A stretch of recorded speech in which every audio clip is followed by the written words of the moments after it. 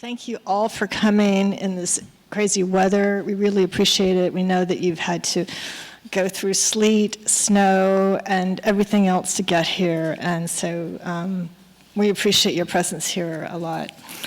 I'm Miya Masaoka, Director of Sound Art and Chair of the Visual Art Department here at Columbia University School of the Arts.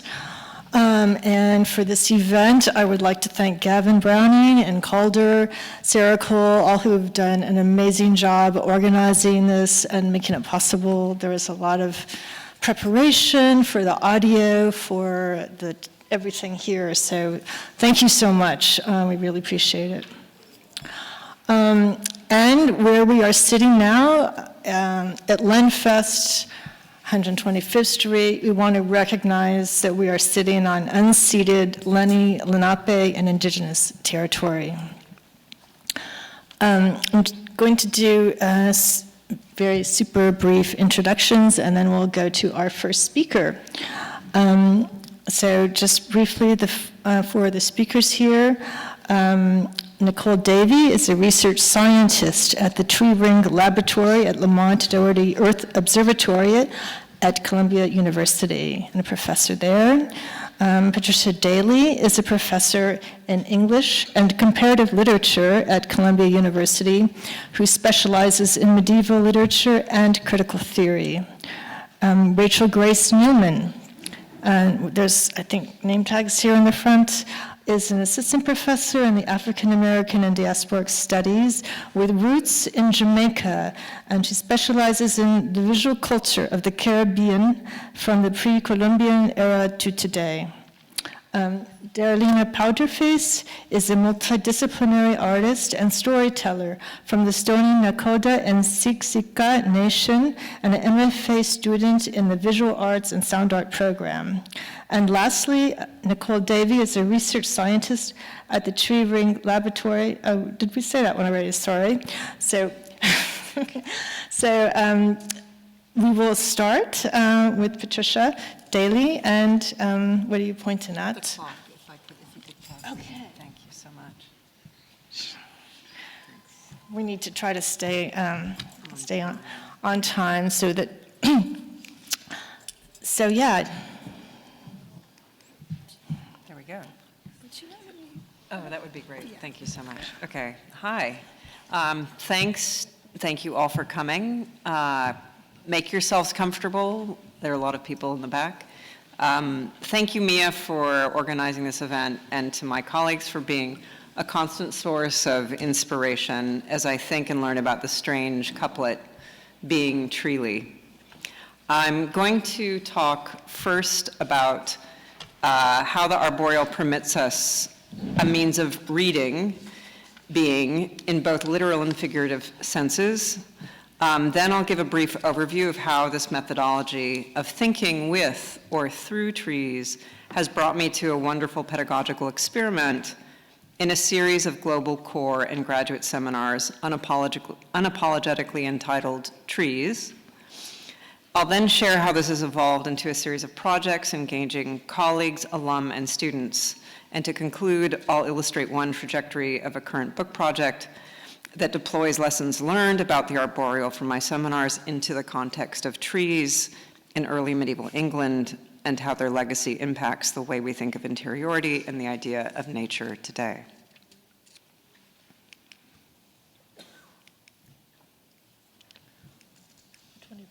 The red one.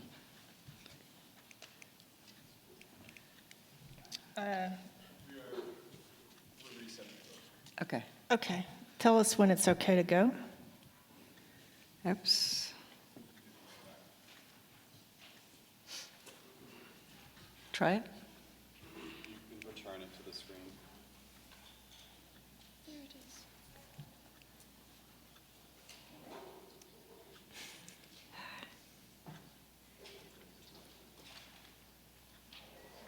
There's more information on the speakers in this this handout here that they have some over there at the printout. So please help yourself. There's to one of these little booklets here that give a little more information on the speakers.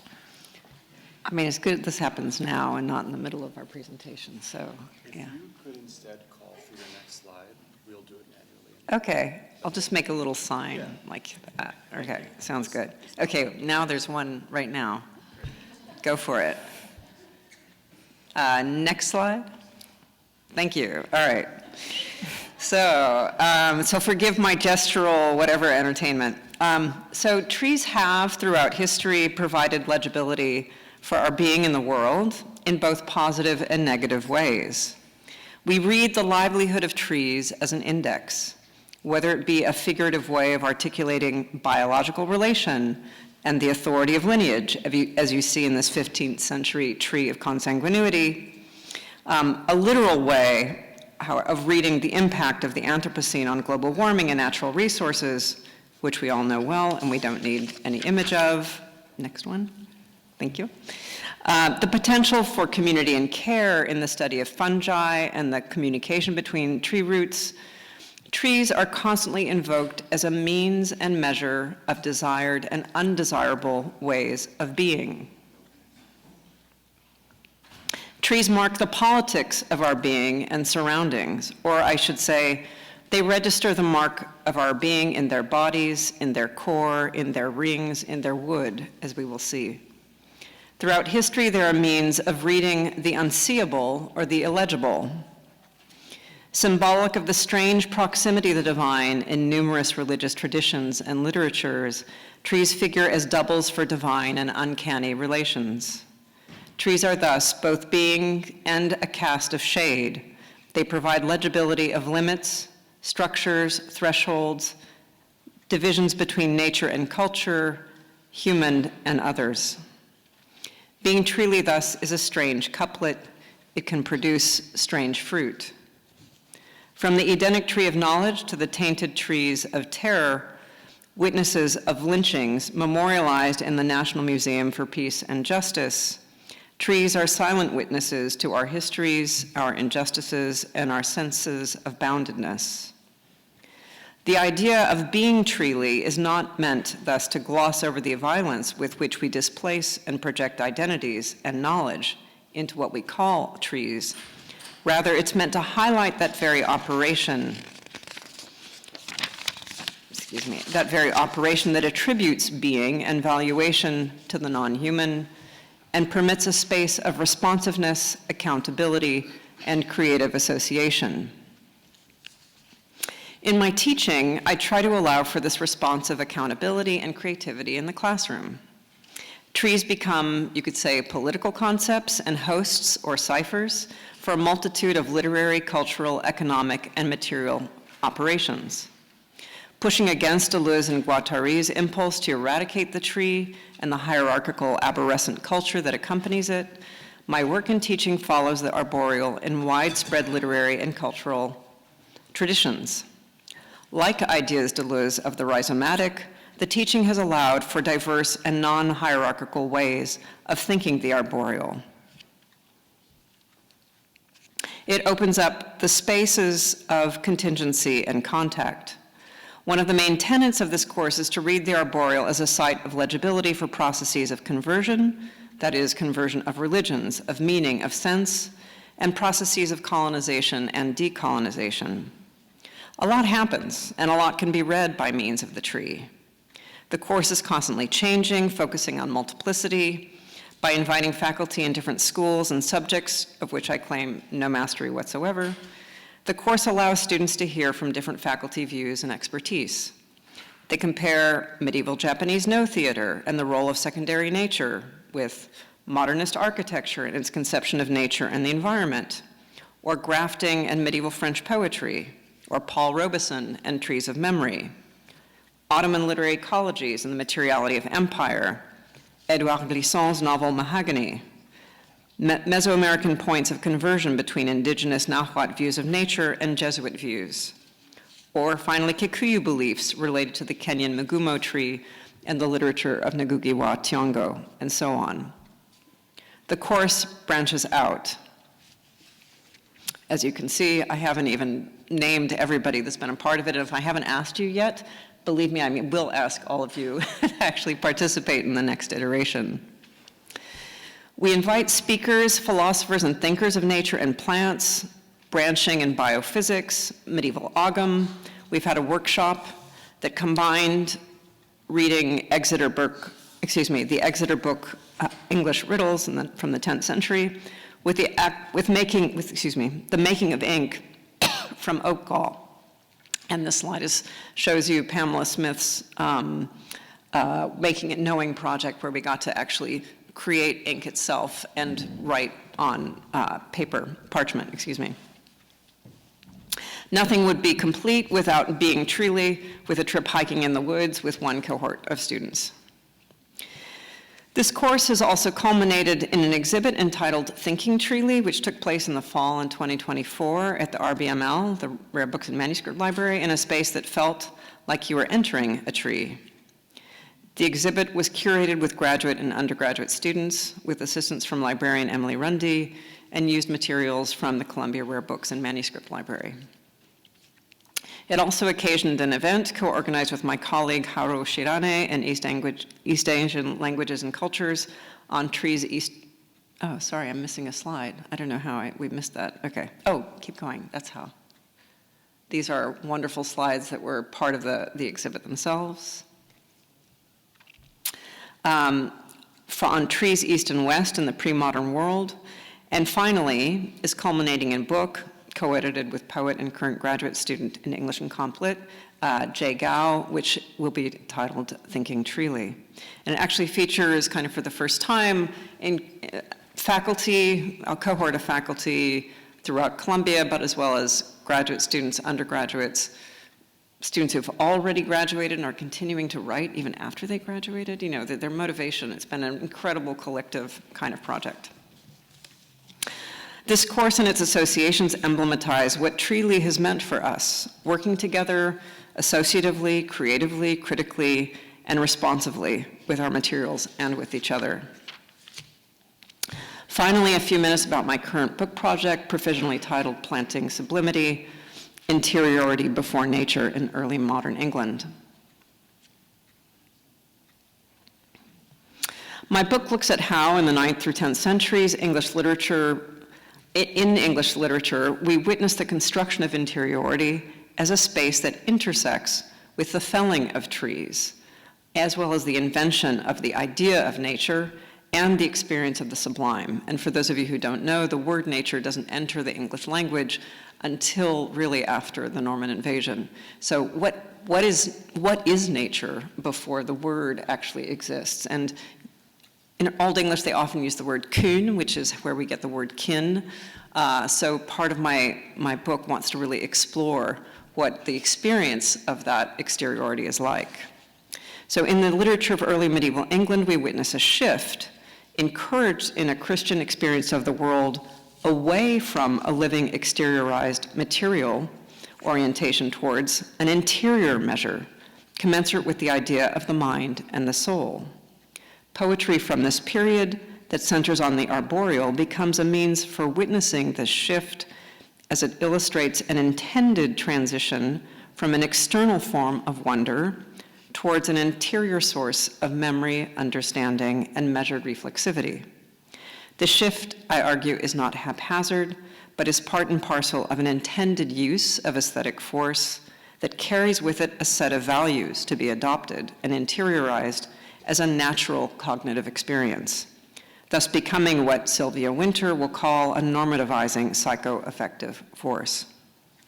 So I'm interested in this intersection of the creation of a space of interiority, the teaching of a nature that's divinely created and subordinate to human beings, and an aesthetic experience that also centers the relation of man or humanity to its world.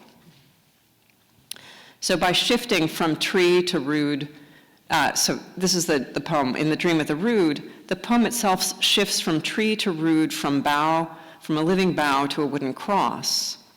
This Old English poem from the 10th century and its earlier incarnation, the Ruthwell Cross, are emblematic of a change in the way temporality is experienced and the means whereby aesthetic experience finds a scale and articulation with regard to what will later be called nature. In the poem, The Dream of the Rood, the anonymous speaker has a vision and witnesses both a tree and a cross. We read, "It seemed to me I saw the best of trees lifted in air wound by light the brightest of beams. But carefully, this poem transitions and shifts to figure the position of sin in the voice, by means of its witnessing of the cross. Wondrous was the victory tree, and I, stained with sins, wounded with defilements, I saw the tree of glory, honored with garments, shining with joys, covered with gold, gems covered the tree of the forest magnificently. Nevertheless, when the tree itself speaks, it moves from the speaker to the tree itself. The tree remembers its origins. It says, "That was long ago. I remember it still that I was hewn from the wood's edge, ripped from my roots," and the word is actually the same word as voice. The root itself, we witness the crucifixion, and then it teaches the reader to carry the memory of the root or tree inside them in their bosom or breast. The tree says, in Judgment Day, there will be no need for any of those to be fearful, who in their breast bear before them the best of trees, but through the root, each soul who thinks to dwell with the ruler must seek the kingdom from the earthway. Elsewhere in medieval literature, the felling of trees becomes a salient way to cut down pride, referring to Paul's conversion and the building up of his new faith. Gregory the Great writes that before he told him how he was to conduct himself in the future, Paul's self-satisfaction or his pride was laid low, and all the works he had done through it. And it goes on, "We fell tall trees in the forest to raise them up again in a building where we wish to build." So they're constructing this new subject. Finally, also, the felling of the tree becomes even more explicitly aligned with the creation of Christian consciousness and conscience. In the Helion, the Saxon Gospel, we read, "Fell that tree in your own conscience." To conclude, Being Treely is about wood as well, the history of wood, the placing of the human at the center and nature at its periphery, but also about the dream of wood, to quote one of the current MFA students whose painting was a response to the graduate seminar that I just had this past semester. So to dream of wood is also to imagine other forms of relation and creative association, which I hope you'll enjoy tonight. Thank you. Thank you, and please think of questions, because at the end we'll have a discussion among the panelists, and then after that, open it up to the audience. Next. Yes. Well, first I'd like to say thank you so much for inviting me here to join this discussion. Wonderful, because I have a lot of slides. Good. Okay. In Afro-Jamaican belief, Duppy, which comes from the Twi word Duppy, meaning spirit of the dead, can be thought of as the animating spiritual being inside the body. This is the truth Queenie related to scholars Maureen Warner-Lewis, Monica Schuler, and Kamau Braithwaite when she enlightened them in her balm yard in Kingston, Jamaica in June of 1971. When Queenie was a young girl, she awoke one Sunday morning to find 7 lilies blown over in the garden outside her home. Thus began an enchantment that led her to the bottom of a nearby gully, where she collapsed at the roots of a cotton tree. For 21 days, she was enraptured in the tree's embrace. She described the tree hollowing out and taking her inside itself. She neither ate nor drank, but lay suspended in another world. She watched, as if through a veil, her family members searching frantically for her. Although they stood in front of her, they could not perceive her, for she was no longer assembled in this space-time. She had dispersed within the cotton duppy tree to receive instruction from alternate dimensions. Surrounded by the graves of African ancestors, the tree was illuminated at night as hundreds of glowing lights shone within its branches. These lights were spirits, called Kuyu, who approached her with tender words and told her they would teach her of the African world. When she emerged from the tree, she had received a gift from the Kuyu. She could speak Kikongo, a language she had previously known fragments of fluently. When recordings of her speaking in Kikongo were played for Bakongo scholar Kiabunseki Fukiao, he declared that she spoke with such fluency, if she traveled to Congo, no one would ever believe she was born in Jamaica. At the end of her transfiguration, child no longer, she was, in her words, an African queen, a prophetess and healer who could travel through spirit realms. Queenie had surrendered in what Jamaican anthropologist Maureen Warner Lewis described as a return to the womb, which is at the same time a journey to the tomb. Traveling outside of the tree root, which Lewis rightly referred to as the nodal point of contact between the netherworld and the habitation of the living. I want to think through the time of the silk cotton duppy tree. The cotton tree is a crossroads through the plains of space and time. Her roots plunge to soaring caverns in the planet's inner parts, where moments slow into eternities, and a great vortex of time whirls on black waters that sparkle like night skies. Her branches dance in the wind, manifesting cosmic energies. Her trunk's monumental buttresses unfurl as forest basilicas. The god tree, Seba, Duppy, world tree, is a portal, tomb, spaceship, vessel. The cotton tree folds in perceived boundaries of space, time, and matter to bring the dead among us in a multidimensional existence freed from linear temporality. The cotton tree bears souls suspended through infinity in its womb. The silk cotton tree is known by many names. The Taino, indigenous people of the Caribbean islands, called these trees Seba. They once used the enormous hollowed-out trunks to craft dugout canoes that held upwards of 100 men. Columbus and his brigands stared in awe when they witnessed these great vessels, carving swift paths across the cyan waves of the Caribbean Sea. Mayans call the silk cotton tree Yaxche, meaning green tree or first tree. The roots of Yaxche reach waters that flow through the subterranean caverns of Xibalba, the place of fear, underworld of the gods. In representations of Yaxche, it is often covered with the glyph Nen, meaning mirror, brilliance, or shining. The cosmic Seba tree reflects the dark matter through which we swim, manifesting ancestors who are the disembodied living through its mirrored above and below, binding the worlds of the seen and unseen. In Haiti, the silk cotton tree is called Mapu. It is a house for many spirits, including the Gede family of Loa, guardians of the great crossroads of life and death. Mapu roots reach Guinea, or Guinea, a term that refers both to ancestral African homeland and the subaquatic world of the disembodied living and Vodou spirits. Hence, a Vodou song asks, Racine Mapu, kile lié? Roots of the Mapu tree, what time is it? Soleil lève no Guinée, the sun rises in Guinea. In 1971, when Queenie related her cotton tree transfiguration story to Lewis, Braithwaite, and Schuler, she was a well-known Kumina queen.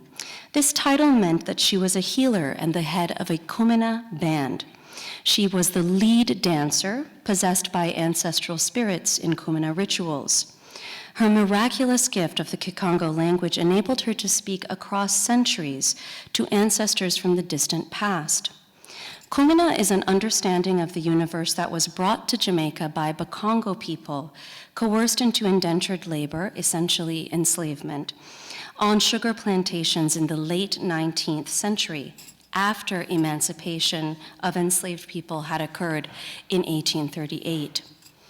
Kumina engages the earth as a medium for spirit and transcendental experience. Specifically, ritual practice leads descendants to become possessed by their ancestors' spirits. To be clear, this possession is nothing less than reincarnation, the enfleshment of ancestor in their children. Possession is called mayao, a term derived from the Kikongo words miela, meaning breath, and muela, meaning a breathing power. The term itself refers directly to living elders and ancestors, but it is understood as a breath emanating from the cosmos, the planet, and all living beings. Kumina is a Black geography where space and time bend, where people become host to spirits who walked the planets centuries ago. As they travel through the soil to dance amongst their children, the spatiotemporal time of the between 19th century Africa and present-day Jamaica collapsed. In the words of Kamau Braithwaite, it is a community that is in relationship with the ancient future and the approaching past. A map of the universe and its infinity is the Dikenga, the Bakongo cosmogram, also called the Circle of New Life or the Four Moments of the Sun. The Dikenga is a visualization of the forest floor where life, saplings, fungi, lichen, arises from death, fallen tree trunks, leaves, and decaying matter. 4 points on the infinite circle of the Dikenga are Kala, Tukula, Luvemba, and Musoni. These are also the 4 moments of the sun: its rising, noonday, setting, and descent to midnight. Oh, I'm so sorry, I clicked forward. Oh, perfect. They are also the 4 moments in life: birth, prime of life, death, and disembodied life, spirit, occurring on a spiral in which the soul is eternally metamorphosed. Death is only one transformation. We are infinitely transfigured. In this spiral of new life, the horizon line is called Kalunga, an infinite force of change in itself. Kalunga is a reflective boundary between the realms of the living, Nseke, and the disembodied living, Mpemba. In Kikongo, Kalunga also means ocean, a watery mirror that shines sea to sky and back again. For enslaved Bakongo people, Kalunga was the Atlantic Ocean over which they crossed into the realm of the dead.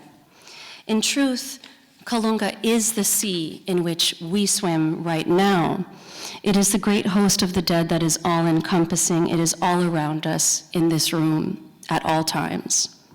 The immeasurable spirits of those who walked this earth before us enfold us like dark matter, like the air we breathe. Mayo, Miela, Moela. There is no accounting for all that flows across Kalunga, both the ocean and the veil.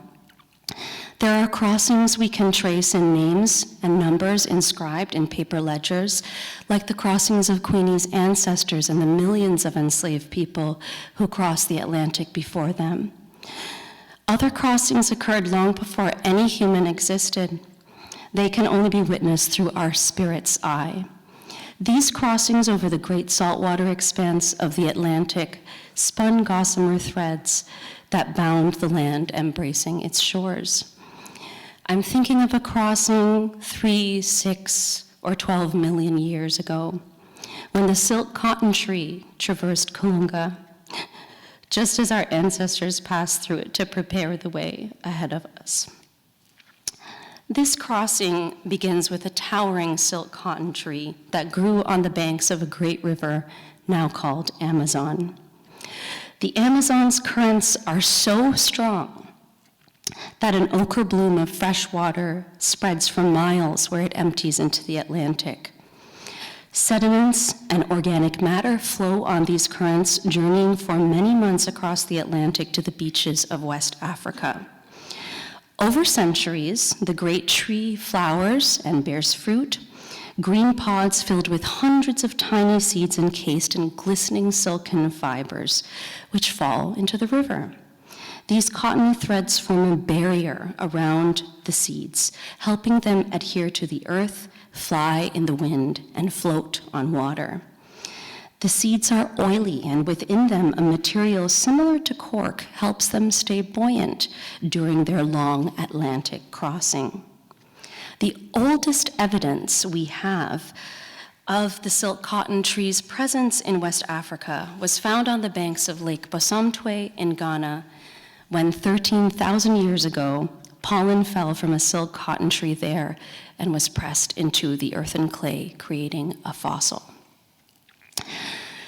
An image of the silk cotton tree as an altar in West Africa comes to us in 1817 with a young British traveler gaining access to the innermost part of the Asante Royal Palace in their capital, Kumasi.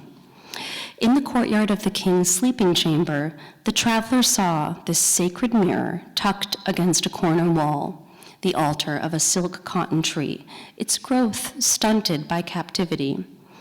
The man who made this image, Thomas Edward Bowditch, was in Kumasi to gather intelligence about the Asante so that his employer, the African Company of Merchants, could exploit them and their neighbors. Formerly known as the Royal Africa Company, Bowditch worked for one of the most notorious and prolific human trafficking enterprises of all time. He would eventually return to the Cape Coast Castle, the British fortress on one of West Africa's busiest slave trading coasts. Hundreds of thousands of enslaved people were forced through the dungeons of Cape Coast Castle before they were taken to boats bound for plantations in the Caribbean. These crossings are written in ships' logs and etched onto the ancestral consciousness of all descended from those who traversed this abyss. Not long after enslaved people arrived in Jamaica, they worshipped under silk cotton trees. British records from the late 18th century refer to a spiritual practice called Mayal, rituals of spirit possession held around silk cotton trees. I think of what it would have meant for enslaved people to encounter silk cotton trees amidst the hell of the plantation, to find an altar ready and waiting and prepared for them in an hour of need that far exceeded any trial they had faced before. These trees had been growing for hundreds of years, and I'll just show you 3 examples of trees that we know lived at least 300 years. In Jamaica and in the Bahamas, thank you. They were revered by Taino people living in Jamaica long before Columbus was a whisper on the waves. When colonizers perceived their sacredness, they tried to desecrate these trees by making them sites of pain. They ordered whippings to take place under the branches. When they cut off enslaved people's ears, hands, feet, and toes, common punishments for those who tried to free themselves, they nailed these severed body parts to the trunks. They used the trees as hanging scaffolds, leaving rotting remains of murdered Black people to sway from the tree's branches. None of this could steal the power of the silk cotton duppy tree. The tree is a convergence not only of the disembodied and embodied living, but of Black and Indigenous thought lines, 2 people whose fate was forcefully entwined under colonialism. The trees are sites of kinship, where veneration occurred across temporal and cultural spheres. Everett Brown's vision, Cotton Duppy Tree, manifests these convergences. A mass of spirits vibrates within the trunk. Ancestors dwell in the roots, bridging space-time from Africa to Jamaica. Brother Brown pulls us into a universe that reverberates with Mayal. His art was rooted in spiritual oneness with the island of Jamaica. He envisioned its energy in the many faces he embedded in the landscape, manifestations he variously called the spirits of the hills, mysteries of the stone, faces of the bush, and imprints of time. In these visages, I see a continuance of Taino practices and the concept of semi. Translated as sweetness, semi is a condition of being. It's a numinous power, a driving or vital force that compels action.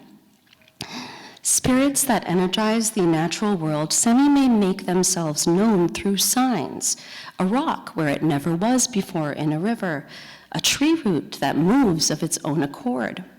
When semi reveal themselves, a behike, a Taino priest, consumes ground jojoba, one of the strongest hallucinogens found in the Americas, to enter a transcendental state. In trance, time collapses. The behike becomes axis mundi, suspended between mythical time, understood as the time before time of supernatural beings, and historical or current time. In this way, semi could be communicated with directly. The behike could learn what form they desired in the physical realm. Brown's imprints of time, the duppies that enliven his ceiba tree, are a vital force, moela, mayo, a breath that sweetens and acts upon this world, a numinous power that, like the ceiba tree, will not be dimmed by the alienations of colonialism. There are times when I cannot see my way out of the long night of colonialism, only its promise of death, captivity, dislocation, and rupture. I feel profound sadness when I think of what has happened to us all and what awaits the children of today's children, devastations unfurling for the last 500 years. Seeing a way out is survival. There is solace in meditating on those beings whose lives have spanned the entirety of these last 500 years and beyond, who carry within their being knowledge of what was before. I do not want to think in evanescent human lifetimes of decades. I want to think through the time of forests, in a web of interconnected presence whose collective lifetime stretches across millennia for millions of years. I would have linear time dissolve in favor of a spiral so that our spirits can float free like the seeds of a cotton tree upon the waves. Time can flow from root to branch and back again and outward through earth and air. No time is out of reach, for all time is now. I want to think through the time of the silk cotton duppy tree. Racine mapu, kile liye, soleil lève, non Guinée. Thank you. Thank you so much.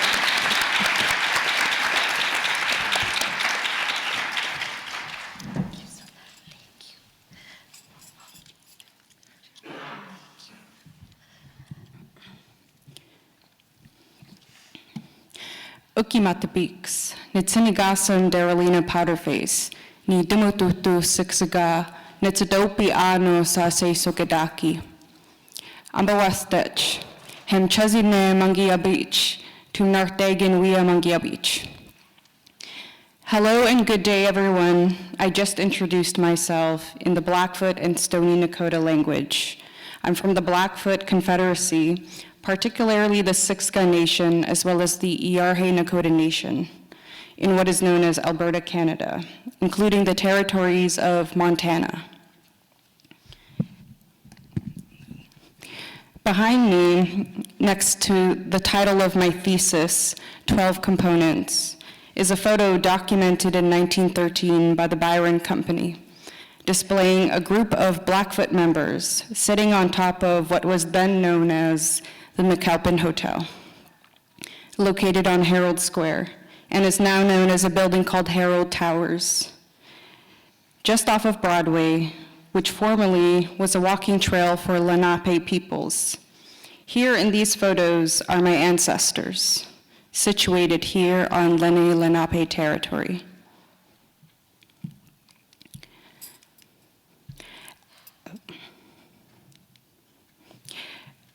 As Maori academic Dr. Linda Tuhiwai Smith once stated, quote, "Through this form of introduction, you locate yourself in a set of identities which have been framed geographically, politically, and genealogically," unquote.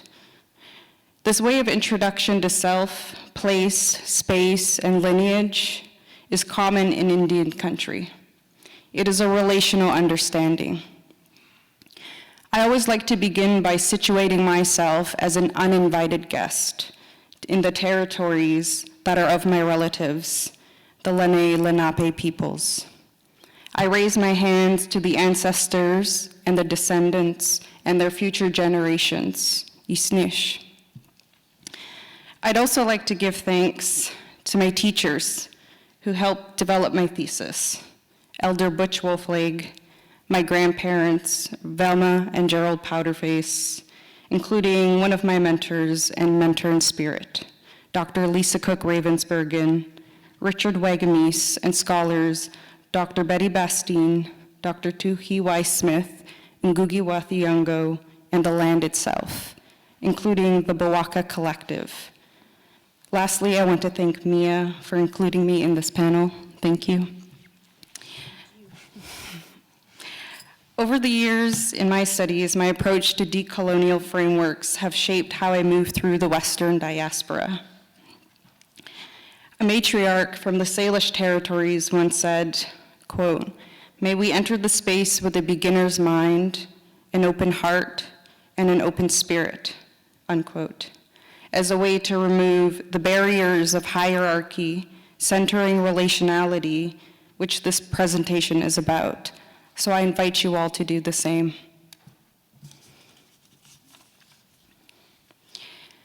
In the Blackfoot way, knowledge is fundamental to the identity of Nitsitapi.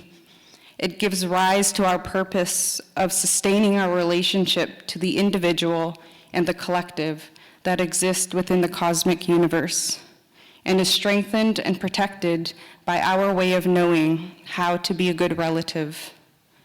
There are two words to describe the level of understanding within the structure of kinship.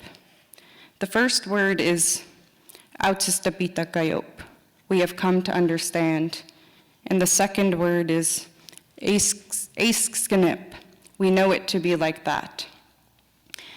I often find myself in autistapita kayop, coming to understand, as I'm still listening and learning.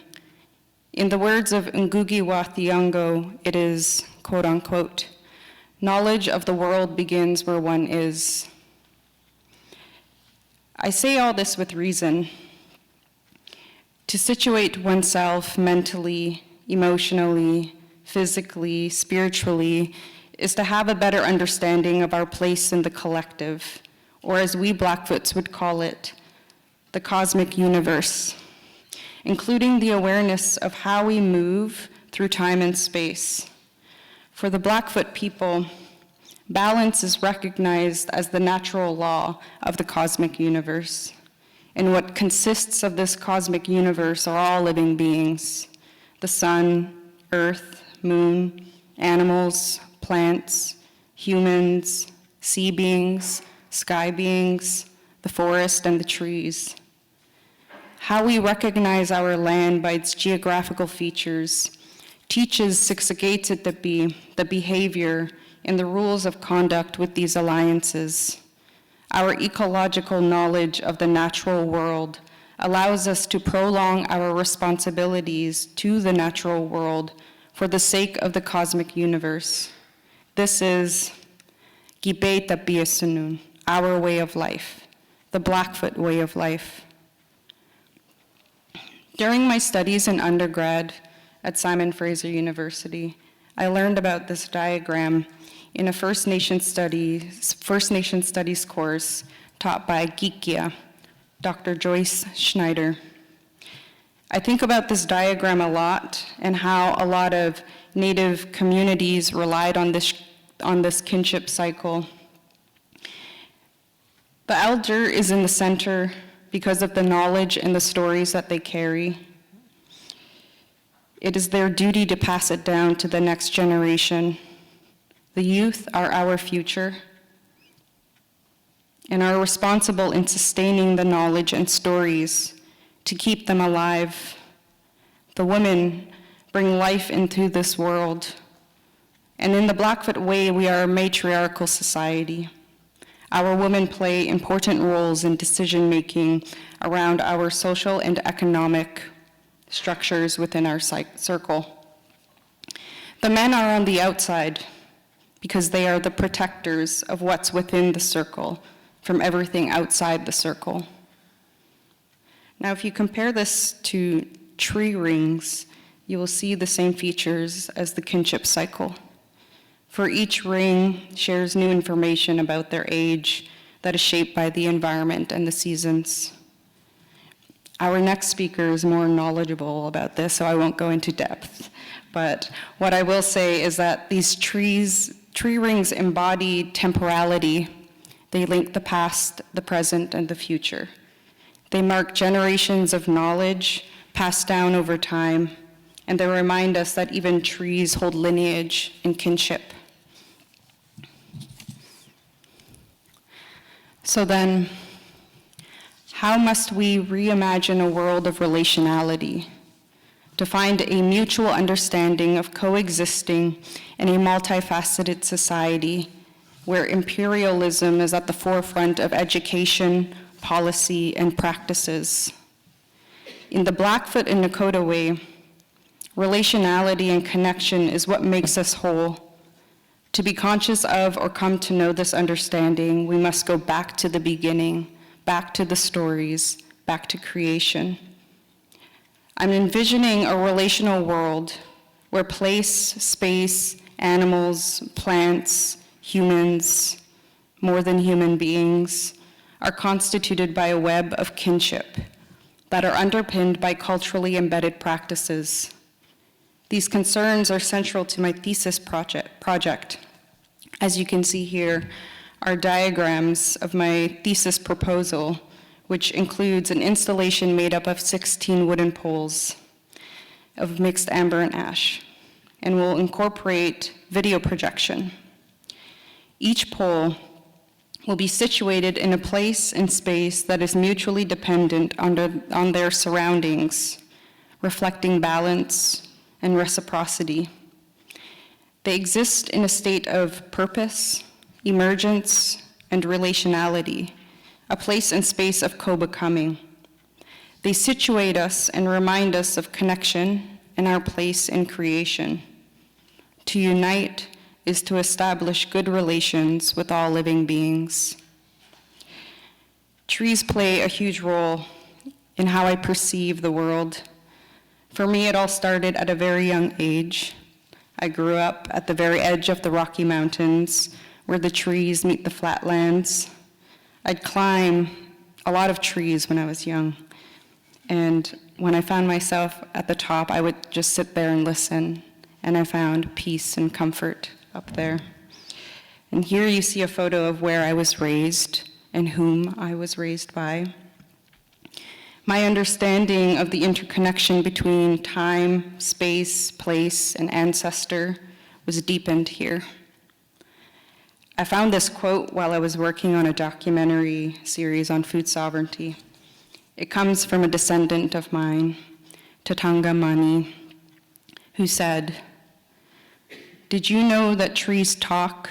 Well, they do. They talk to each other, and they'll talk to you if you listen. I've learned a lot from trees, sometimes about the weather, sometimes about animals, sometimes about Great Spirit." To conclude this presentation, I will offer you a story shared by elder and knowledge keeper Butch Wolfleg. In one of the many Blackfoot creation stories, it is said that in the beginning, there were no humans. Plants and animals were already in existence, and the earth fell in love with the moon. With the power of creation, the sun and the elements, earth, water, air, and fire, came two beings. Since they weren't given any direction on how to be in this world, they learned to be in relation through the plants, the animals, and other sentient beings by observing and listening. Then came their children. Over time and through trial and error, their 7 children were taken from the creation, and they were put up into the stars. The 2 beings felt guilty and sad because they were left without children. But with pity, Creation gave them 5 more, and the 2 beings learned from their past, raised them in a good way, and later they rolled across the earth, progressing humanity and reminding us 2 things: that children are sacred and that we are all connected. Isnish, thank you.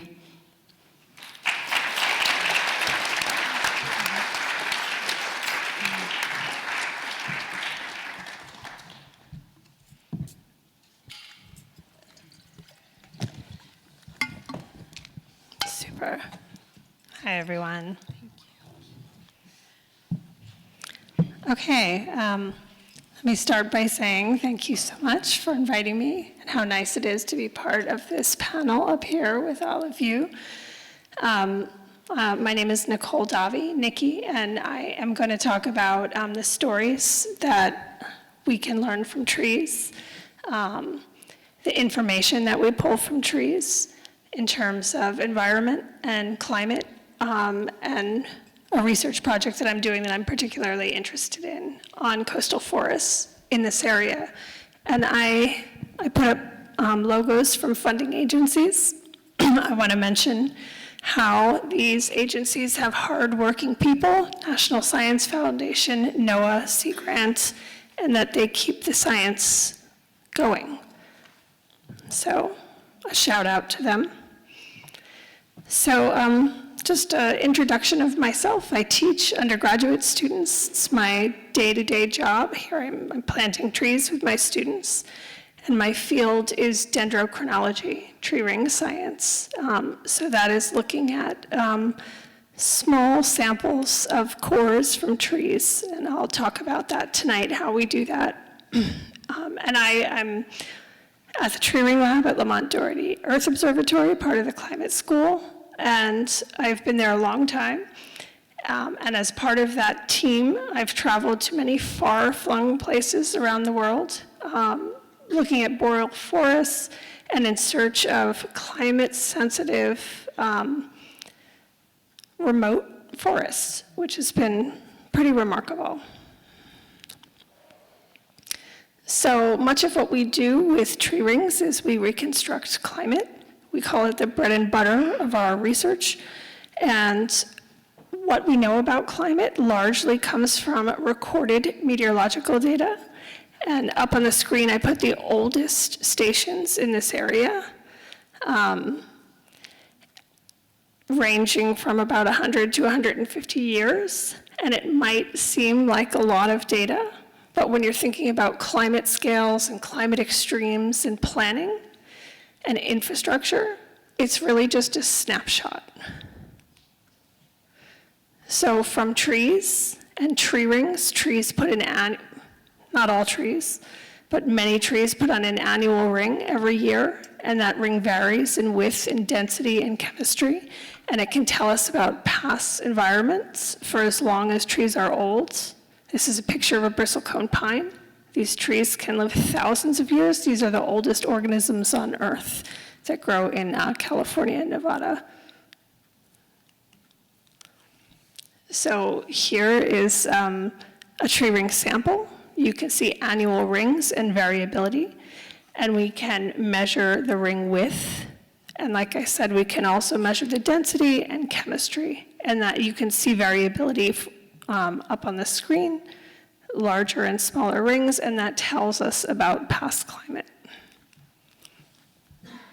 So some of the oldest trees and forests in this area, and I know where most of them are. This area has been clear-cut, has a long history of clear-cutting, but there are pockets of old-growth forests, and I put up in New Jersey, Hutchinson Memorial Forest in West Milford. They date back to the 1500s in southern New York, and some of the forests I'm going to talk about in Montauk and Fire Island date back several hundred years. They're out there. So this is my figure to impress you, to show you how well tree rings can capture climate data. So tree ring width is the solid line. You're looking at 100 years of data. And meteorological data, drought data, is the dashed line. So they correlate, they look pretty good together. You have to keep in mind trees are living organisms responding to their environment, so it's not a perfect relationship, but that's pretty good. And what we're able to do with that information is create hundreds of years of drought information. This is a graph showing you about 300 years of drought information in the Hudson Valley. The blue line is from meteorological data, and the red line is from tree ring data. You can see the 1960s drought, the drought of record. That's what the New York DEP uses to understand what is possible in terms of drought for this region. And tree rings give us hundreds of years of more information about that drought. This is my colleague's work. So we use a hand drill. We take out the size of a pencil. It is non-destructive. We go back, we see the trees largely fill in with dead wood, and then we spend time sanding them. We have wood shops, and you can actually see my little pencil marks on those samples if you look carefully, just documenting each ring. It's a very exact science, so each ring we have the exact calendar date. And there's many applications of tree ring science. I'm talking about paleoclimate, but there's archaeological applications. This is how the whole field began, is dating ancestral pueblos in the US Southwest.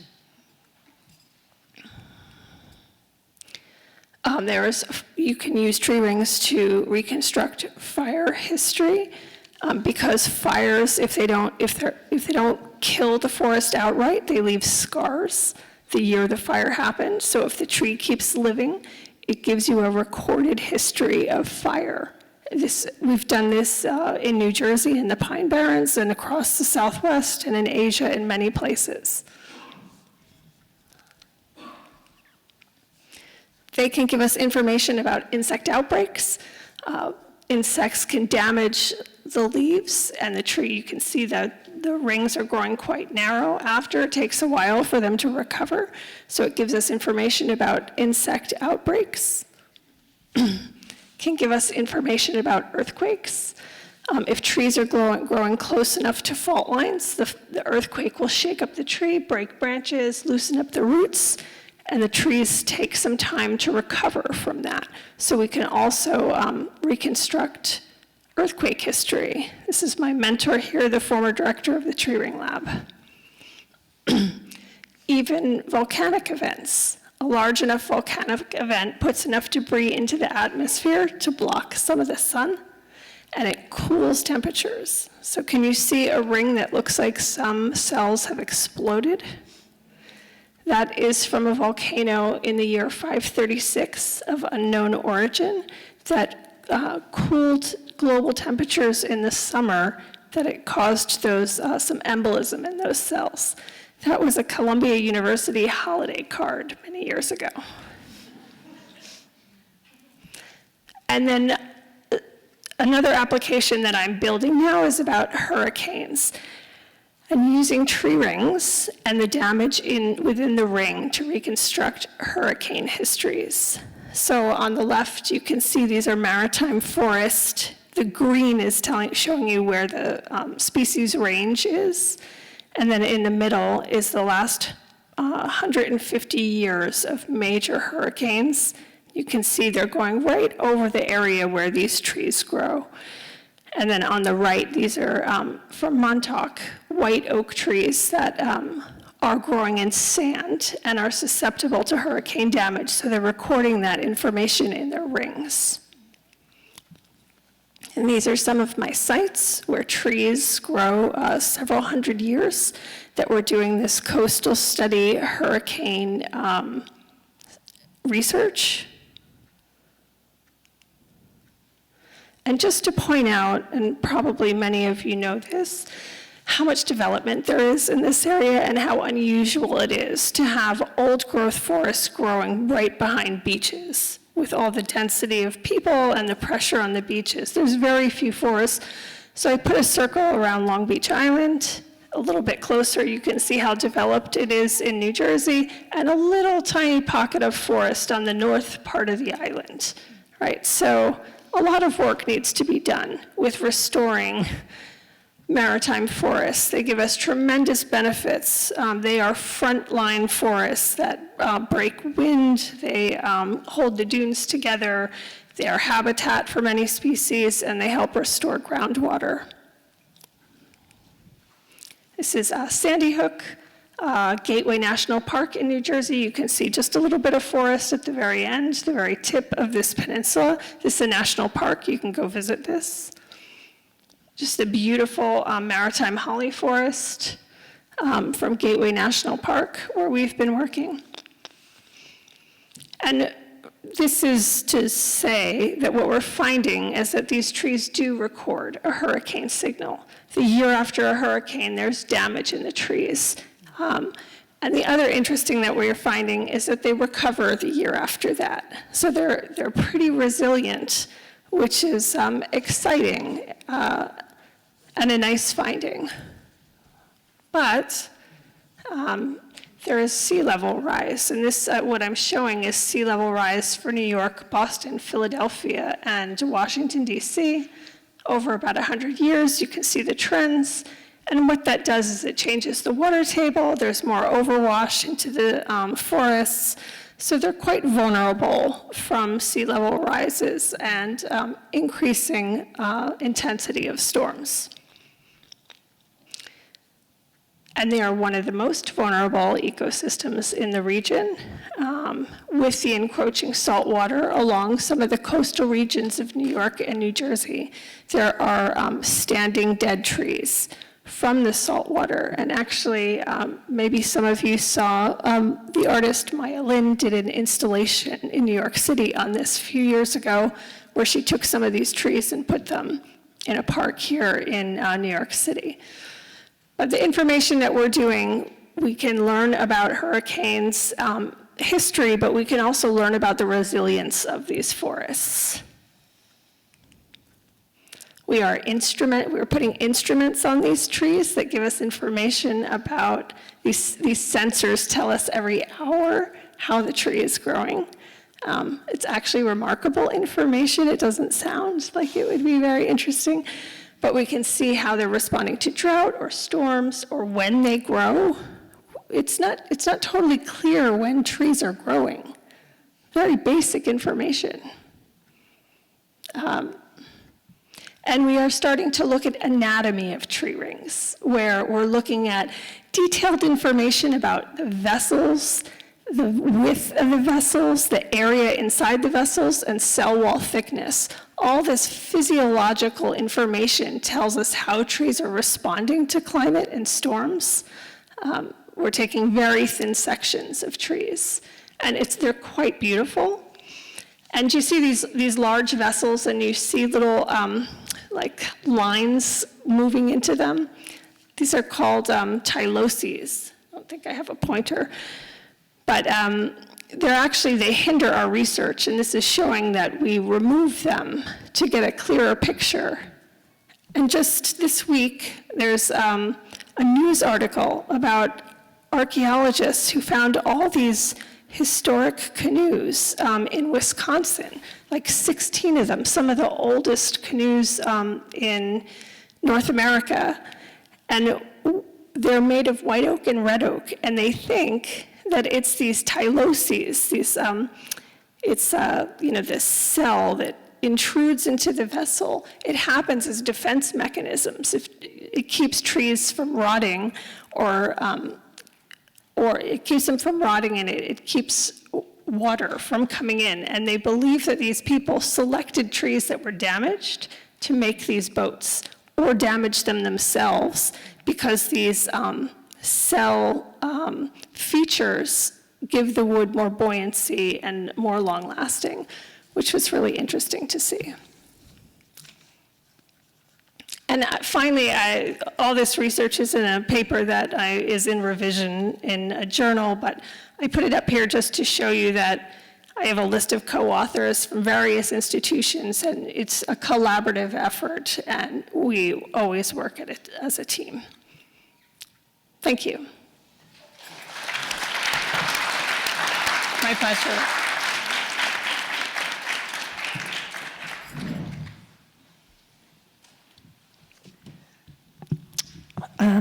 So the title, excuse me, has changed from the space a tree has to the sound a tree has, which is a different essay, but here we go. So why should people go to a concert when they won't be able to hear any music or sound? And what does it mean to go to a concert when there is no sound? We have a common, let's see, slide one. Is this slide one? Title, yes. Okay, sorry. We have a common atmosphere with trees. Our breath is a shared breath as we exchange mutual respiration. We are breathing partners. We operate in tandem with them as we inhale their output of oxygen and exhale carbon dioxide. In this, we form a human and vegetal atmospheric space with our mutual breath, warm, moist, and vaporous as it dissipates, leaving our respective bodies. How is it that we have grown so far apart from our soulmates, the trees? We are interlocked, interdependent, and existentially a singular whole, as one in the Irigaean sense of the word.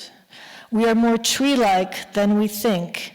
And following this thought, I have created a new word for human being, humpholia. The word seeks a new identity in bonding humans and foliage together as one being with converging paths and goals for survival and in the pursuit of a thriving and exuberant life. Trees are beings, and as such can be recognized as beings and not just for the services they provide. We have been existing in mutual dependence with trees and real-time reciprocity for millennia in the Anthropocene. Our present and future with arboreal life are bound together in ways we are only beginning to know. We may be taking our vegetal partners for granted, and in doing so, we overlook the possibility that a closeness to them requires a becoming more like them, a tuning of our sensibilities to their being as trees, and a rethinking of our own as relational rather than autonomous. With heightened awareness and listening, this attunement to the trees and vegetal life can change how we consider what our roles might be and what our stewardship might entail. Can we train our empathy muscle to move beyond the norm? How far can we reach? Trees and plants are like people, but vastly slowed down.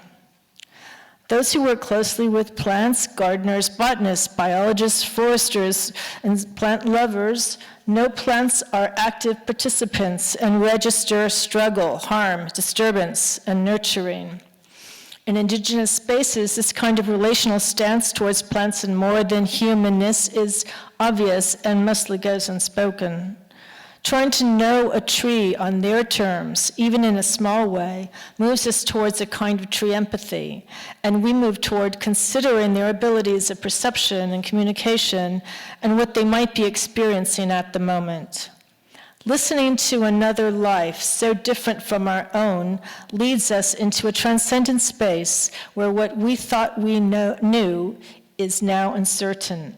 New assumptions of the world form and reform and transform how we think and feel. We enter into an unknowable terrain, and that is unfamiliarity and ambiguity is humbling and refreshes our thinking apparatuses to see trees, plants, and ourselves in a different light.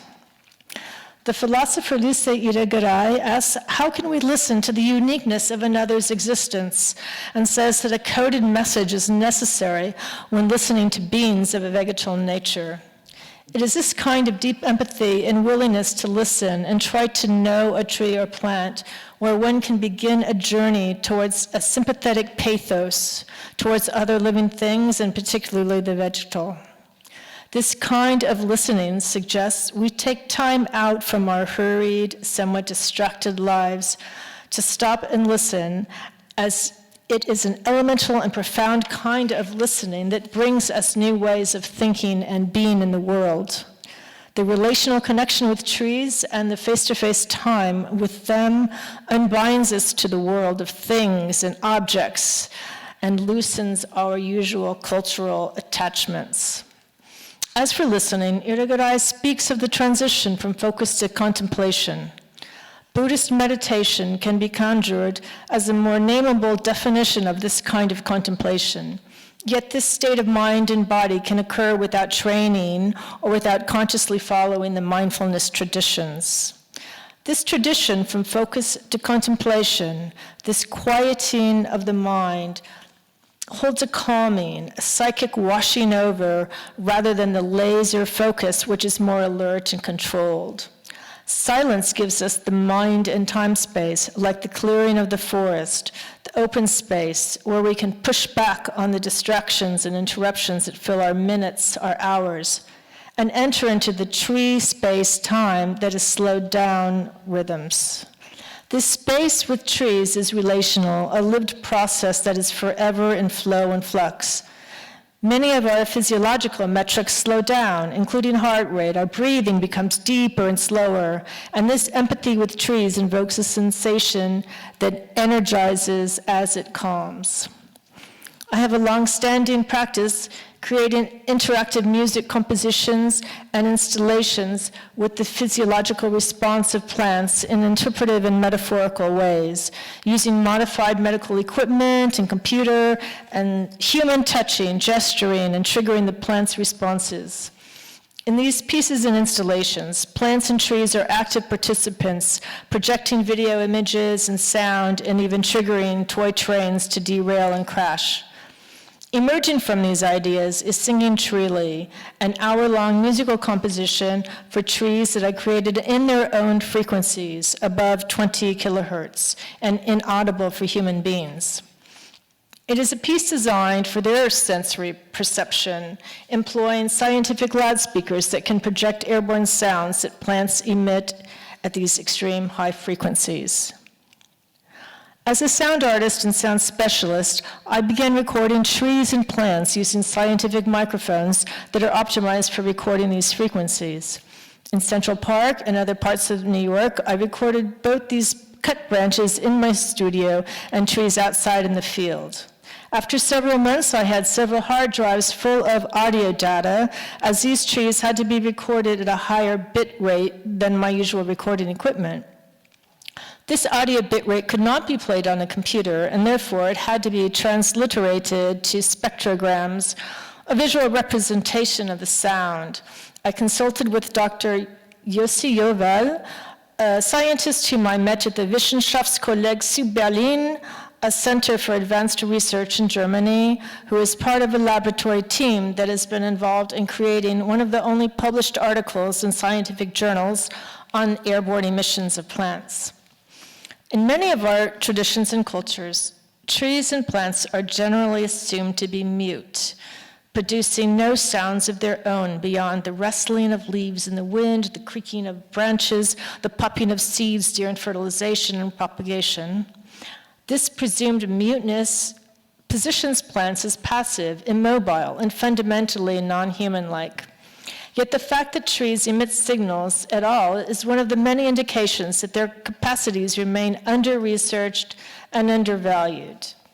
Reviewing this research enabled me to interpret the spectrograms to distinguish the frequencies emitted by the trees from other noises in the environment. Comparing a work for trees in their own frequencies induced me to work with a kind of tree-like temporality, a very slow time. The tree rings, carbons dating from fossilized trees can be a diary of the earth, as some trees dating going back to prehistoric times. Some living trees can be dated more than 5,000 years old, and their individual tree time seems unknowable. In the 1930 Encyclopedia of Plants, Hegel described plant time as cyclical yet continuous, and Michael Marder, in his 2021 article, The Weirdness of Being in Time, refers to Heidegger in referring to plant and spatiality being linked in a kind of gathering, and quoting Hegel, "Plant life, therefore, begins where the vital principle gathers itself into a point, and this point sustains and produces itself, repels itself, and produces new points," unquote. In my research, I observed that trees emitted far more frequency signals when they were stressed or dehydrated, and very few when they were healthy. I recorded both healthy trees and those under stress, which gave me the option of creating a rhythmically denser and more immediately engaging piece using the increased numbers of signal clicks produced by distressed trees. I hesitated, however, to compose a work based on a pattern of distress. I was concerned that playing back these recordings derived from stressed trees might negatively affect other trees, potentially alarming them or triggering trees with unknown physiological or communicative responses.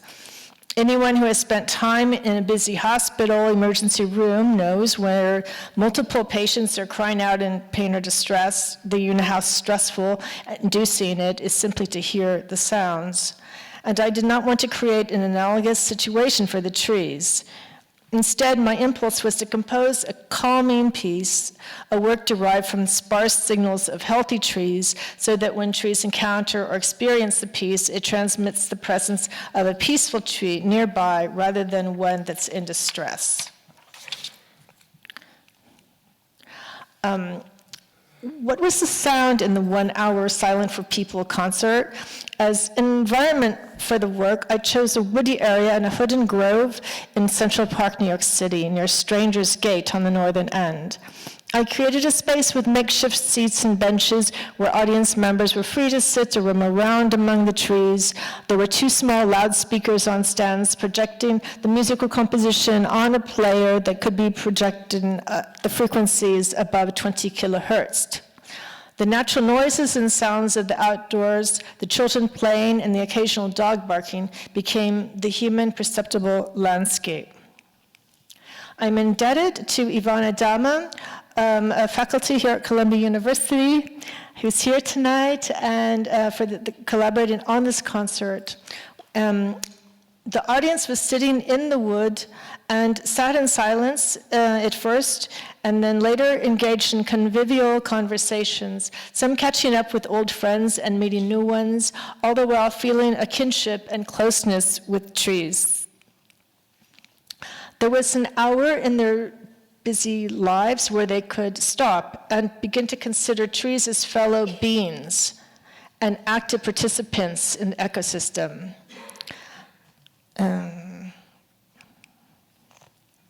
Perhaps with a knowledge base, trees would have a superior knowledge base to our own. Here, during a concert for the trees, they could contemplate the natural world, and trees in particular, considering our mutual reciprocity and how we might be better stewards of these worlds. A silent concert of this nature has an obvious antecedent, that of John Cage's infamous silent piece 433, where the sounds of the audience coughing in the concert hall or otherwise making human sounds creates the sonic content of the piece. Silence plays a role in both these pieces, yet in vastly different contexts.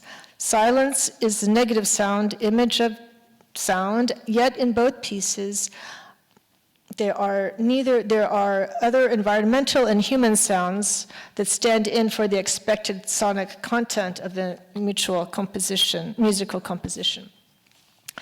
Admittedly, there was temptation to edit the plant's data, copying and pasting to generate more compelling rhythmic patterns and clusters, and to align the piece more closely with my own aesthetic preferences, albeit in an inaudible context.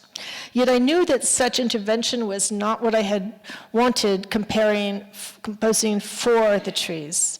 This became especially clear when an audience member asked whether the piece could be transposed down several octaves to suit their listening audio range.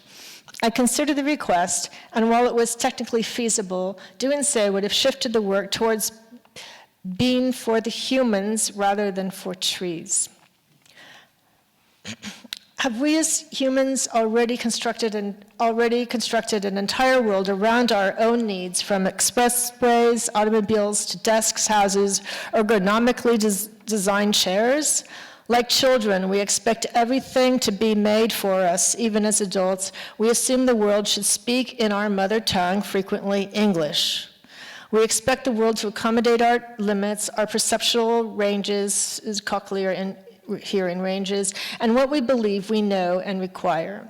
For this reason, attending a concert that lies outside our familiar frequency range may be initially frustrating, yet such a displacement can also produce other more generative consequences, a recalibration of listening, a decentering of the human, and an encounter with modes of perception not calibrated to us. As Brendan LaBelle writes, quote, "To listen across is to gain knowledge as to the worlds within the world that define nature of our coexistence with others. Such ecological listening works at upsetting an anthropocentric worldview to help highlight the fact that humans are not the only ones listening," end quote. Knowledge is gained from listening across and from listening to trees. Listening with these models of nature enables us to find a new part of ourselves we didn't even know existed, and with the possibility of attaining a new kind of self-realization that includes our shifting potentiality as humans and trees. Are we not made of the same material as the trees? In his book, La vie des plantes, philosophe Emmanuel Kocher remarks, imaginez être fait de la même substance que le monde qui vit entre oreilles. Let us imagine being made of the same substance as the world around us. We eat plants, and their living matter becomes the matter and material of our bodies. Are we made of the same material as trees and share the same fate, to return through death and decay to the materials of the earth? We hope this recognition compels us to care for our vegetal beings with greater responsibility and attentiveness, and closer to the realization we are linked through material and our beingness in a contingency of their beingness. Thank you.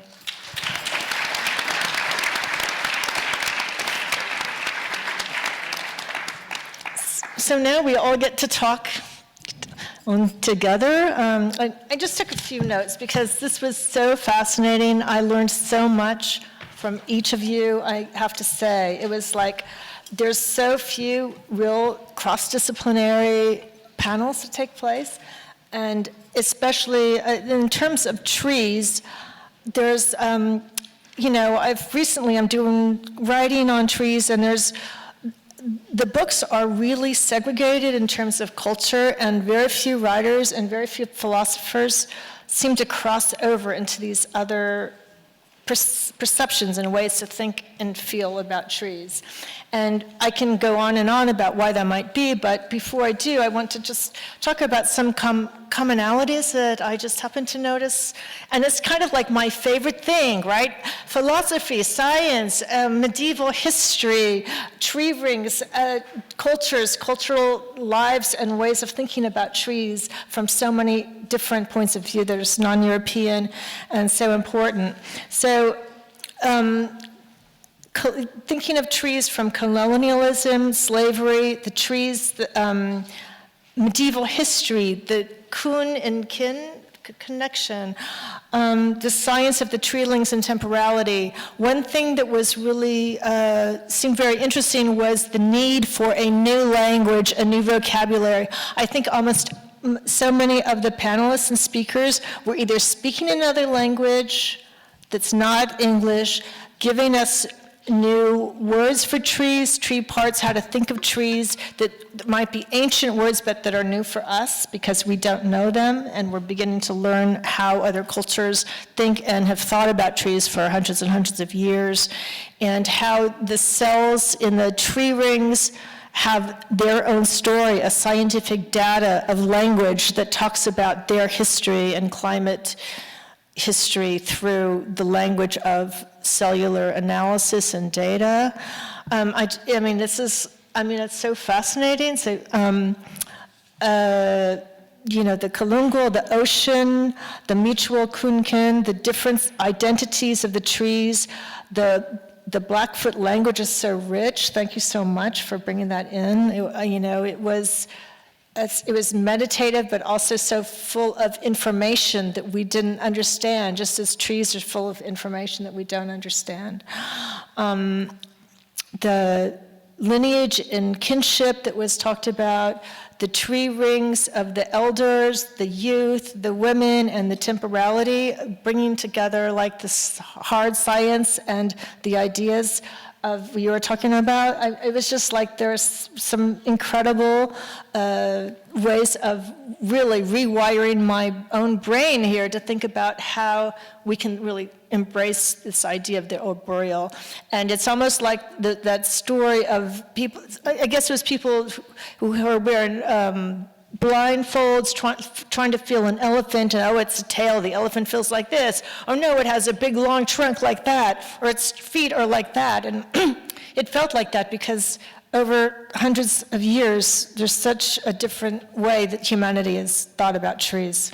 The resistance of trees from hurricanes, I could just go on, but I would like to hear from the other speakers what things came into your mind, and then we will later, after we talk, we can open it up for questions as well. So while you're sitting there, please be thinking of questions to ask us. There is a mic that will go around, but in the meantime, we can groove. So feel free to, if you have questions. For any of the panelists, or? I'm happy to open it up. You want to open it up? Yeah. Okay, well, we have a suggestion to open it up, so y'all got the floor. Where's that mic? Okay, here we are. So hold your hand up, please, for questions. We welcome questions. We love questions. David Robinberg, are you still here? You got a question. We have a scientist and a philosopher of science who does amazing work. Oh, and over here, okay. Hi, I have a question for Nicole and the trees. It was kind of a two-part question. One, for the size of the tree rings, I was curious how they get, what causes them to be thinner or thicker, if that's something that you guys know. And then an extension of that, there are lots of different kinds of trees made of lots of different kinds of wood in different environments that react differently. So do you have to account for the types of trees that you're looking at and how different environmental factors affect the size and the width and the chemistry of the different tree rings? Thank you. So I didn't talk about ecology very much, about site conditions, but when we're doing studies, we often go to places where the trees are stressed. For example, the whole US Southwest is incredibly dry. Those trees are growing in very arid conditions, and those rings are super sensitive to precipitation. So we pick our studies often based on the site conditions and ecology of the site. And what information is coming from the rings, the ring width, it really depends on where that tree is growing. So for temperature, to understand temperature and climate change, we go to high elevation. We go to tree line. Tree lines on mountaintops happen because it's too cold and harsh. So those rings are limited by temperature, and they will tell us about temperature. And we go to dry, arid environments to learn about precipitation. Did I answer both your questions? Okay.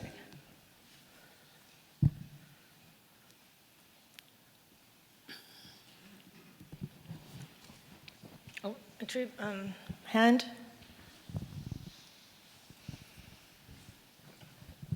Hello, this is a question for Professor Newman. I'm really interested about this relationship with cotton, and I've been thinking about the relationship between enslaved Africans and cotton in the United States, and how you have this very, very different relationship of pain. And according to my very brief 90-second Google research after your talk, I learned that the cotton plants that were farmed in the United States actually can also grow into trees if not constantly picked and kept small. And I'm interested in your thoughts, and this can be answered like metaphorically or spiritually, however you see fit. What does it mean for enslaved Africans and their descendants to be replanting their own roots among these very different cotton trees? How does that change our relationship to ancestors and to Africa? Thanks so much, Marcus. That's a great question. That question would take a long time to answer, but I'll just say, these trees are so important. In the Caribbean today still, so I was in Cozumel a couple weeks ago, and the tree that I showed at the end of the presentation, as soon as I landed there, I had heard about it, and I started asking people, everyone I would meet, where was the tree, where was the tree? Eventually, someone knew, and they took me there. But still in the Caribbean today, these trees are really important to us, and the belief is that you cannot cut one down unless you give a sacrifice, and a substantial sacrifice, like the death of a cow or a bull. So they're still very important, but what I will say is, I think what just floors me about the trees is that they open up this real space of continuity where, we've experienced so much rupture and so much dislocation, but despite that, surviving everything, still these trees are such important places. And even though we may lose things over time through educational systems that erase histories, it's just amazing that the trees have persisted as a site of connection that still today, kids growing up in Jamaica know that at noon and at midnight, that's when spirits come to the cotton tree. And to avoid them at those times, everybody knows that, and everybody knows that you never cut them down. And there's so much more to say about the cotton as well. The stuffing, the cotton in the silk cotton tree is actually used in many parts of the world. The trees were eventually brought to Southeast Asia, where the cotton is used for stuffing for pillows and blankets. Of course, it's not cotton, it's silky fiber.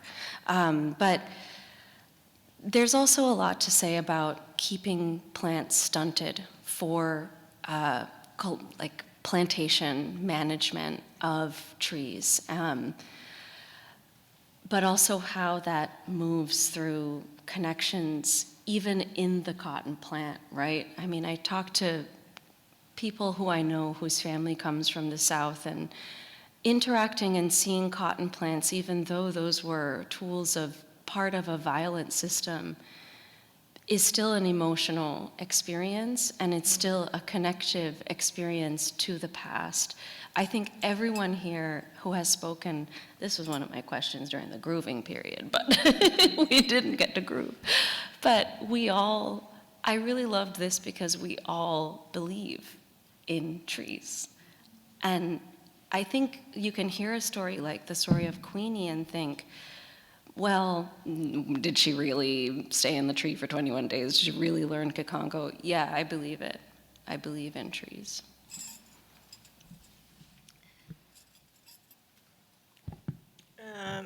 We have two hands here. Two hands? I don't know which one went up first, but we can get both of them. Hi, I have a question for Miya. So I understand these recordings that you've gotten of the plants are ultrasonic, are at a high sample rate, and that you have this whole idea of the non-anthropocentric recording.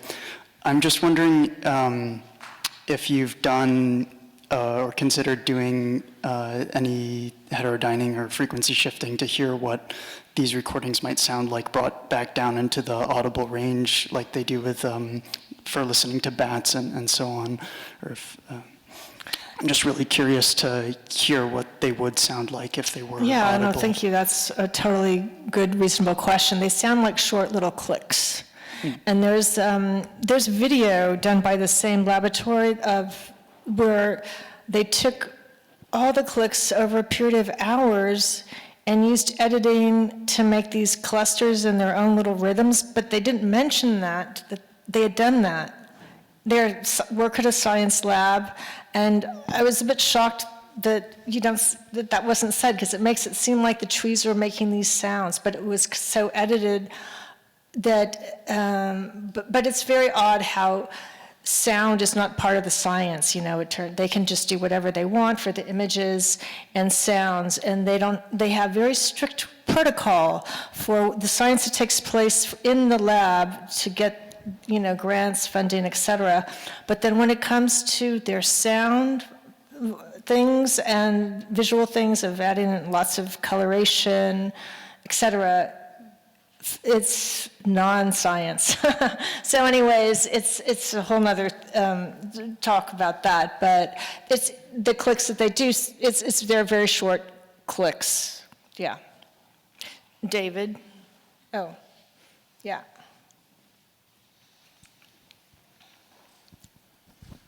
Yeah, thanks, Miya. Thanks so much for putting this together, and thanks everyone for everyone for sharing so passionately your different experiences, what it means to be treely. These great words have been conjured up and invented here, and different traditions brought together. So all of you have become more treely by doing this different kind of work. I wonder if any of you felt you had started to become closer to a tree and farther away from a human in your work, and how that might have affected your reflection on this. Do you end up using different languages, different images, different ways of presenting your work, because you're getting perhaps closer to trees and farther away from our own kind? Great question. Who wants to take that? Maybe a couple people. Any takers? I'm happy to say that I like spending time with trees. And I really notice the change that it has on me. But also, I think about time much differently. So it's like I can recalibrate myself and how quickly everything is by thinking about tree time. Great. Any other questions? There's a hand in the orange hat. There's two hands, and there was a hand back there too, that back row against the wall.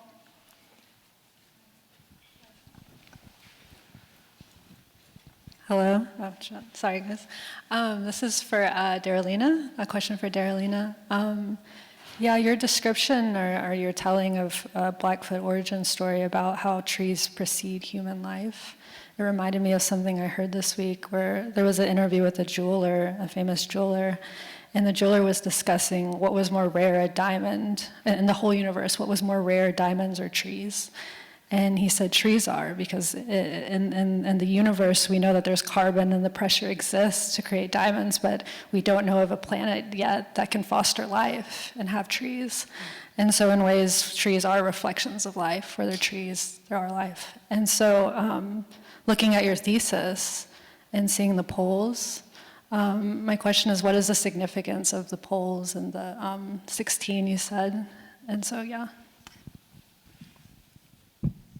Thank you, Michaela. Well, I'm thinking a lot of, to begin with, I started thinking about creation stories. So I reached out to an elder and relative of mine from back home in my community, and it started off as storytelling workshops, which then we got into depth of the teepee.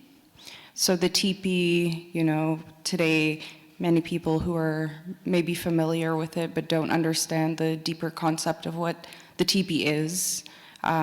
So the installation that I presented is a deconstructed teepee, and that everything in the Six Gates at the Bee worldview exists within those concentric circles. And you see that also with the diagram that I showed with the elder, the youth. That is essentially our kinship cycle. And to build a teepee, you have to carry these things in mind, that we are all related, and how we move through time and space with our relatives, the plants and the trees itself, and everything within the cosmic universe. So when putting up a teepee, it is the woman's responsibility. As I said, we come from a matriarchal society. So it's the woman's responsibility to put up the teepee. And when it's fully erected, you see the form of a female body. And so the way that I'm approaching it is coming from that perspective of my own responsibility as a woman to my community and having to put up that teepee, but then also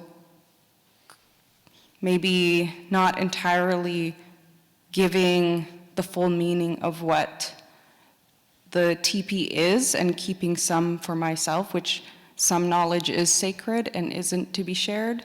So I'm finding ways to find that balance and bringing that teepee into the space that is not generally where a teepee would go. Yeah. I think there was a hand back there also, then a hand up front here on the wall, someone back there, and also someone here in the front row. We have only one mic. Okay. Hello. My question is also for Darylina. Thank you for sharing with us all your family histories and also rooting us in Lenapehoking, where we're all gathered today. What really struck me was that story from the elder that talked about did you know that trees can talk? And you talk about being raised by the trees on your homelands and climbing high enough to reach the top. I was just curious to hear more about that childhood experience, if you'd like to share more with us. Thank you. Sure, thank you. Yeah, I mean, I was raised in the Stoney Nakoda community. That's where my father's from. And, you know, we lived around our cousins, and I have 2 older sisters and 2 younger brothers, so I come from a really big family. So we would all, the outdoors was kind of our gathering place, but oftentimes when I found myself alone, I would go and I'd wander and climb trees, and it was just something I really enjoyed. I also used it as a way to avoid getting attacked by dogs. And then I also, you know, at one point got stuck on top, where my dad had to climb up and bring me down, but you know, I continued to develop that relationship with trees and just found, like I said, safety and comfort. And there was a question that was asked about, like, if trees became part of me. I think it's really hard in this city to find that, because we are, you know, it's very concrete. So I do oftentimes think of home and my homelands and the trees that carried me and helped me grow.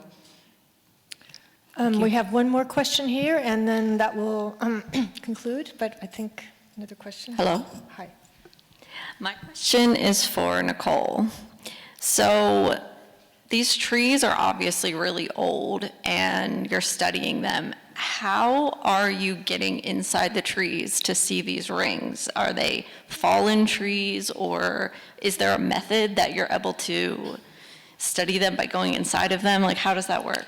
We have hand drills. It's a steel 5mm diameter hand drill that you just twist in and take out a sample the size of a pencil. We only take cross sections of trees if they're downed, right? And we require permits, so national parks or parks can always reject us. Okay. So I did have one last question, if I can.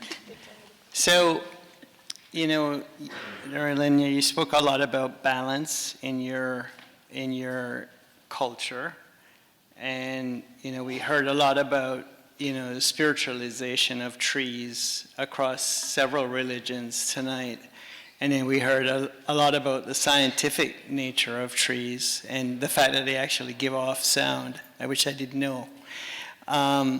So the question I have is, how as humanity can we learn from trees? So whether it's from a rupture or stress or imbalance, there was a lot of discussion around how imbalance has affected trees. And so the question I have is, do we need to be more spiritual, or do we need to be more scientific, or both? to really, as a human society, what one thing could we take away from trees that would help us recover from the imbalances that a number of you mentioned today? Maybe that's a tough question. I'll speak to that. I think that it's not so much what one should do or one shouldn't do, or more of this or less of that, but it's really letting this there's so much knowledge out there that we don't have, and having a real humble approach, I think, is kind of a way to go to think about trees, that trees have a knowledge superior to our own in many ways, and developing that kind of humbleness to them, I suppose. But unfortunately, we're out of time. I hear people back there are telling me that we have to cut it right now, so I'm so sorry. But thank you so much for coming. You've been amazing, and we're really, really grateful to have your presence here, so thank you.